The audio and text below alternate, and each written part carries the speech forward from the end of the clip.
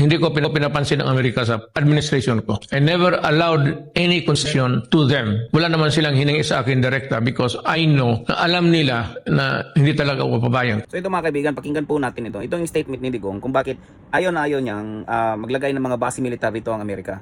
No, sa mga nangyayari ngayon sa Iran at sa Middle East, it makes sense, no? Tama nga si Digong. So pakinggan nyo. For example, EDCA. It simply means the presence of foreign troops in our country. Alam mo, ang Amerika, kalaban nila ang China. So kailangan nila, bago makarating ang Amerika sa China, dadaan muna dito sa Pilipinas.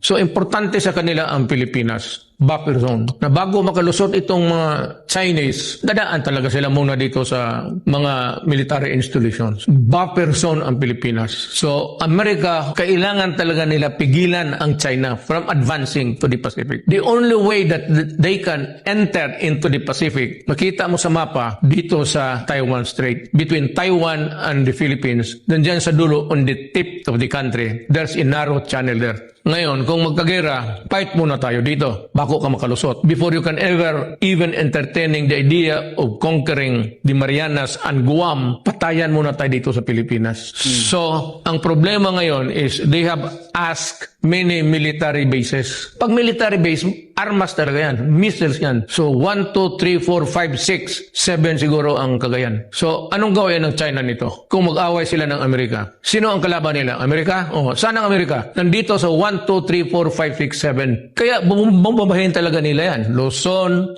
Visayas, hanggang Cagayan de Oro. Sus Mario Sep. Yun. Isipin mo mga kaibigan, isipin nyo. Currently, meron pong siyam na EDCA sites dito sa Pilipinas. No? Meron doon sa Luzon hanggang dito sa Mindanao. Parang dito sa yung Mindanao dito sa may Cagayan eh. No? Kahit yung Iran, kaya niyang magpadala ng missiles dito sa Pilipinas. Kayang-kaya nila, no? Ganyan sila makapangyarihan, ganyan ka powerful ang kanilang mga armaments. No? If ever lang mga kaibigan na magkaroon ng giyera sa pagitan ng China at ng Amerika, nagigirian sila ngayon eh.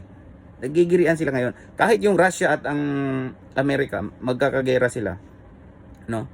Titirahin ng China o ng Russia ang mga base militar ng Amerika dito sa Japan, pababa dito sa Pilipinas.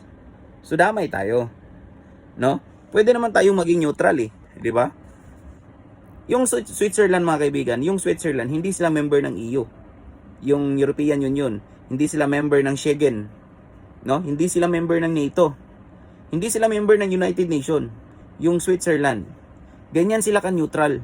At sa kasaysayan ng Switzerland, hindi pa sila nagkakagera. Wala silang kalaban. As much as possible, gusto na maging kaibigan lahat. No, wala siyang grupong kinabibilangan. No? Sana ganyan sa Pilipinas. Pero ano nangyayari ngayon? Meron tayong 9 na EDCA sites dito sa Pilipinas. No? Na pwede yang padalhan ng missile ng kahit yung Iran. Halimbawa, mag-i-escalate pa ang gera sa Ukraine at sa Russia. Yung Pilipinas kasi, nandito Pilipinas, Japan, tapos Russia, nasa taas yung Russia eh. What if titirahin ng Russia ngayon ang Pilipinas kasi ang ibang mga armament at ang mga barkong pandigma ng Amerika dito nakadaong sa Pilipinas. So kaya nila tayong girahin anumang oras. No? Pero wala eh. 'Di ba? Si Juan ay talagang nakahalik pa rin sa paa ni Uncle Sam hanggang ngayon.